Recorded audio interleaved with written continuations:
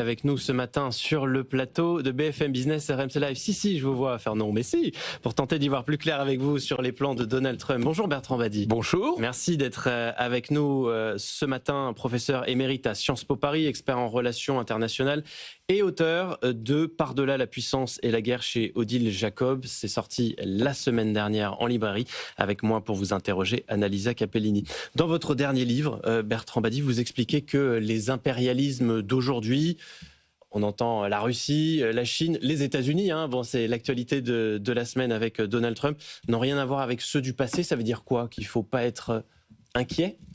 Ça veut dire que la puissance a été à son sommet en 1945 avec la victoire des Alliés pendant la Seconde Guerre mondiale, qu'elle s'est gelée, c'est le cas de le dire, avec la guerre froide, et que progressivement, elle a déçu et montré son inefficacité. Ça a commencé très tôt avec les guerres de décolonisation, où le faible a gagné, puis ensuite les guerres d'intervention, où à chaque fois le fort, et notamment les États-Unis, se sont trouvés mis en difficulté, voire battus. Et puis ça s'est prolongé avec ce qu'on appelle les guerres de stabilisation, par exemple ce qui s'est passé au Sahel, où on essaye de remettre de l'ordre et ça ne marche pas. Donc on a eu deux phénomènes. On a eu d'une part une frustration, une déception, un sentiment de déclin qui explique le Make America Great Again.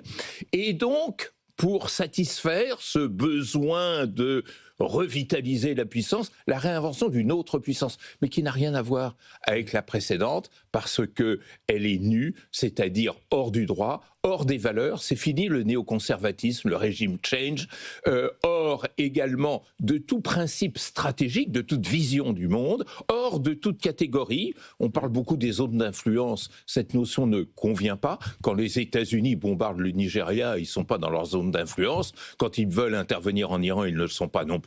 Quand ils manipulent à Gaza, guère davantage. Donc tout ceci conduit à quelque chose d'entièrement nouveau qu'il faut regarder comme tel et sous surveillance des sociétés. C'est ce que j'appelle l'énergie sociale. Mais pour autant, Bertrand Badi, il est légitime de s'inquiéter, de voir que la Chine, la Russie, les États-Unis veulent à ce point tous en même temps un petit peu redessiner la carte du monde comme ça leur chante. Oui, mais pas du tout de la même façon. Évidemment, on a tendance à mettre ces trois pays dans le même panier, mais en fait, ils sont dans trois paniers différents. La Russie, qui a été profondément humiliée suite à la chute de l'URSS, veut se reconstituer un empire avec notamment l'Ukraine, mais peut-être d'autres pays, et c'est ce qui a donné le phénomène poutinien. Bon, il y a des projections de la Russie à l'extérieur, l'Afrique notamment, mais ça n'a rien à voir avec la stratégie états-unienne. La Chine, c'est beaucoup plus malin, et quand on est plus malin, on a peut-être plus de chances de réussite, parce que c'est jouer la mondialisation, c'est jouer l'entente, c'est jouer l'interdépendance. Vieux concept chinois d'harmonie qui se marie avec l'idée de mondialisation, mais à condition que ça vous profite. C'est ce que j'appelle dans mon livre l'harmonie auto-centrée, mais qui exclut tout usage de la force, sauf peut-être dans son espace régional. Ça, c'est encore une autre affaire. On parle de la Chine, de la Russie, des États-Unis, mais nous, en tant qu'Européens, si on ne veut pas devenir une de ces puissances, et peut-être qu'on ne peut pas, on n'a pas les moyens de devenir une puissance à ce titre, qu'est-ce qu'on fait? Quel est notre rôle en tant qu'Européens? Alors, en tant que Français, on considérait, et on considère encore maintenant, qu'on a notre petit espoir de puissance, notamment en direction de l'Afrique. Seulement, la France-Afrique les relations franco-africaines sont révélées désastreuses et ont montré, là aussi, une nouvelle fois, l'inefficience de la puissance. Alors, évidemment, il y a le volet européen. Ce que nous ne pouvons plus faire tout seuls, essayons de le faire ensemble. Mais c'est cet ensemble qui est encore mal tricoté, on s'en rend bien compte. Pourquoi ? Parce que l'Europe a tous les éléments pour être une puissance. Vous savez que la puissance commerciale de l'Union européenne est supérieure à la puissance commerciale des États-Unis. Mais elle n'en a pas conscience. Enfin, en tout cas, dans l'imaginaire collectif, ce n'est pas quelque chose qu'on va répéter systématiquement. Pourquoi ? Pour une raison très simple, c'est que l'Europe a un ADN. Et cet ADN, c'est la compétition. Depuis que l'Europe s'est construite comme ensemble géopolitique, on disait à l'époque, c'est-à-dire depuis la Renaissance, le principe des relations internationales en Europe, c'est la compétition. Même unie, on rêve de compétition. Quel est le grand principe de la construction européenne? C'est de la part, en tous les cas des pays européens les plus importants, d'avoir le leadership sur l'Europe. La France, l'Allemagne, peut-être l'Italie, l'Espagne, la Pologne, etc.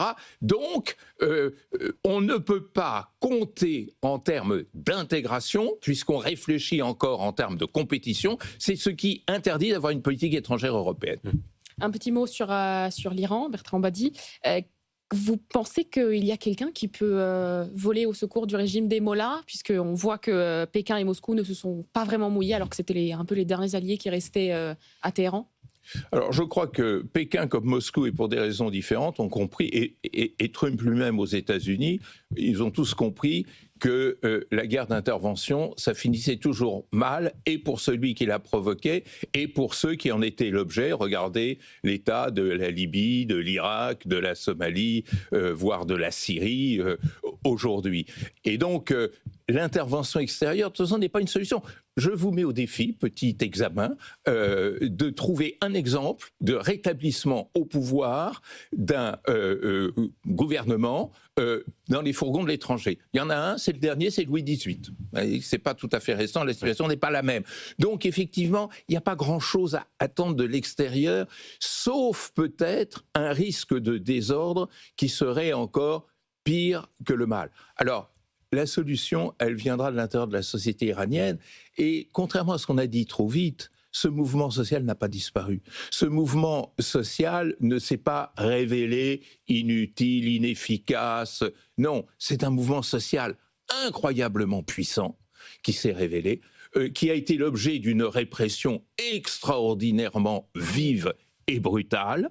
Mais vous savez, les exemples nombreux montrent que des mouvements sociaux qui se constituent ne meurent jamais totalement. Il faut comprendre ce qu'est un mouvement social. Ce n'est pas une armée avec un général.